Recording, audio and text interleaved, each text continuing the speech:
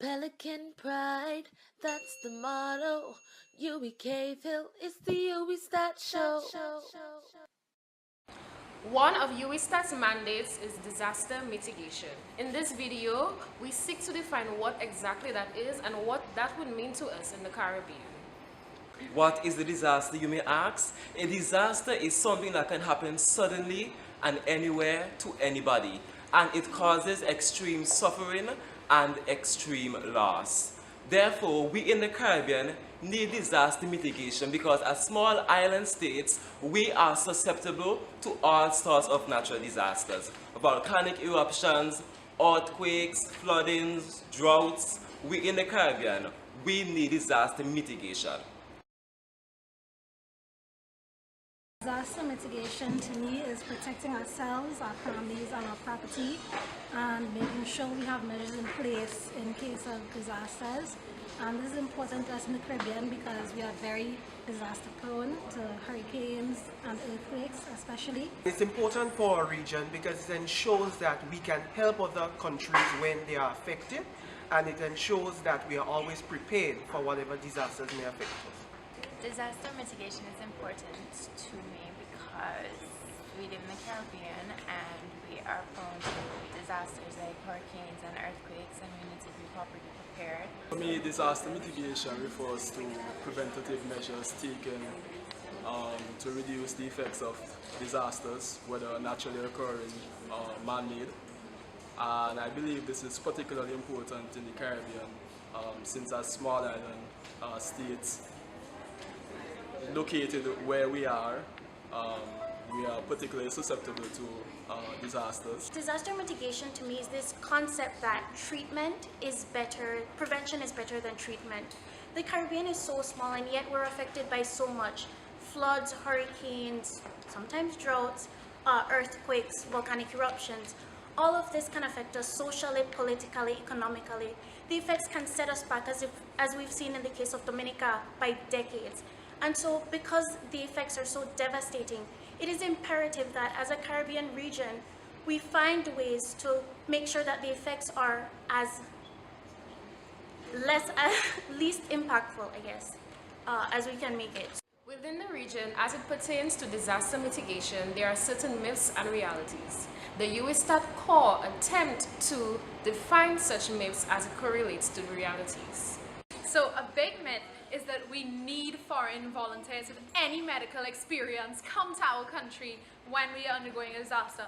But the reality is that usually the affected country has most of the life-saving skills needed, and we only really need medical personnel that have skills that we don't have, which turns out not to be much. So that's a big myth.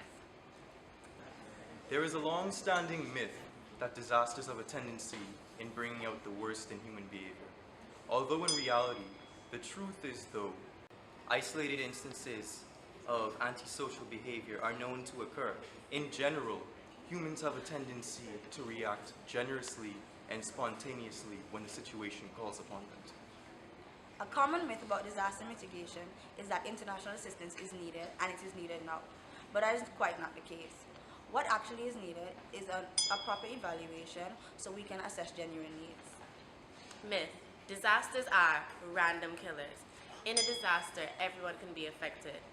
But in all communities, there are special persons such as the poor, the elderly, the sick, and the specially impaired who need our help. So in times of disaster, please look out for these persons, as you may be the one to save their lives. After disaster, oftentimes persons are too helpless or shocked to help themselves. Reality: people find a collective effort to help each other and move forward. Myth: locating disaster victims in temporary settlements is the best alternative. In reality, it should be the last alternative. Many agencies use funds usually spent on tents to purchase building materials, tools, and other construction-related support in the affected country. Myth: things will go back to normal within a few weeks, but in reality, the effects of disasters last a long time. Myth: epidemics and plagues are inevitable after every disaster. In reality, however, epidemics do not spontaneously occur after a disaster, and dead bodies will not lead to catastrophic outbreaks of exotic diseases. The key to preventing disease is to improve sanitary conditions and educate the public.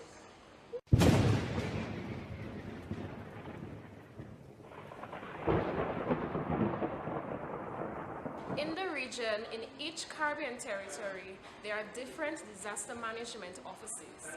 These are Anguilla, Department of Disaster Management. Antigua and Barbuda, National Office of Disaster Services. Bahamas, Disaster Management Unit. Barbados, Department of Emergency Management. Belize, National Emergency Management Organization. British Virgin Islands, Department of Disaster Management. Dominica, Office of Disaster Management. Grenada, National Disaster Management Agency. Guyana, Civil Defense Commission. Haiti, Civil Protection Directorate. Jamaica, Office of Disaster Preparedness and Emergency Management. Montserrat, Disaster Management Coordination Agency. St. Kitts and Nevis, National Emergency Management Agency. St. Lucia, National Emergency Management Organization, better known as NEMO. St. Vincent and the Grenadines, National Emergency Management Organization, otherwise known as NEMO. Suriname, National Coordination Center for Disaster Relief. Trinidad and Tobago, Office of Disaster Preparedness and Management. Turks and Caicos Islands, Department of Disaster Management and Emergencies.